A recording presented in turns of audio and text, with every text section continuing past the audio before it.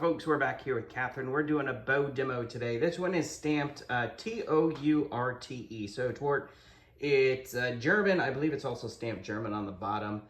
So it's an old bow. It's roughly 100 years old. It's just been reserviced. It has a new leather on it, a new faux whalebone wrap, and I believe it also has an ivory tip. So we know this one is old.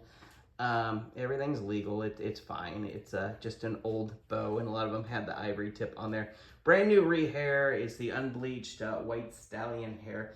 But without further ado, here's Catherine. She'll give us a quick little bow demo. I'll just do a quick comparison to my carbon fiber.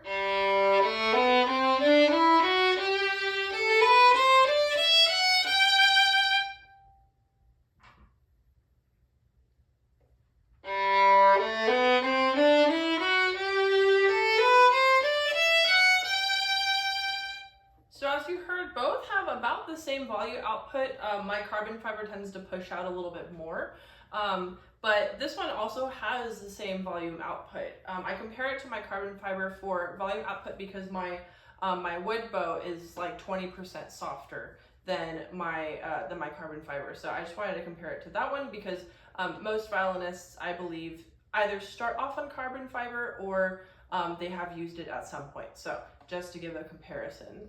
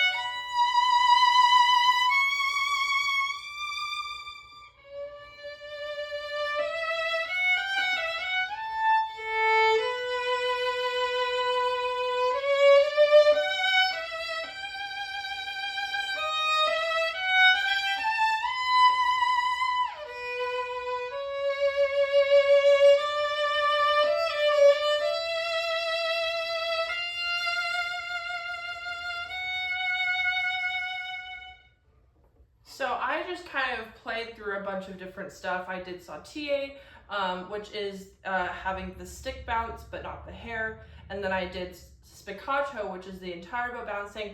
And then I did ricochet, which is a bow stroke where you throw the tip of your bow down and you do it in a down-up motion, which creates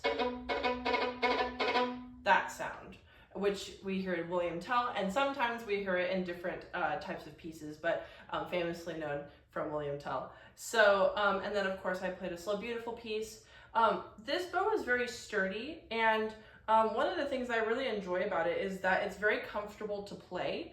My thumb, sometimes with some bows, the way that the leather is round, the way that the leather is wound, in comparison to the frog, with the distance, sometimes it's too close, and so my thumb gets a little bit stressed out, but I find that there's a very comfortable place for my thumb with this bow. I didn't have much trouble with the shorter bow strokes. I had to work a tiny bit harder for them, but as you heard, it is capable of its bouncy bow strokes, and it does have quite a lovely sound with some of the more lyrical pieces that I played. It is not as loud as their carbon fiber, but it's pretty close. I think that this bow would be fantastic for intermediate students, maybe going into advanced, who need, a pretty springy, a relatively springy bow, but one that can get their instrument to sound pretty loud, especially in orchestra or for solo and ensemble. Awesome. Thank you for the demo, Catherine. And I think that's it. You summed it up perfectly. So bravo, and thank you, online friends. Hope you all have a good day.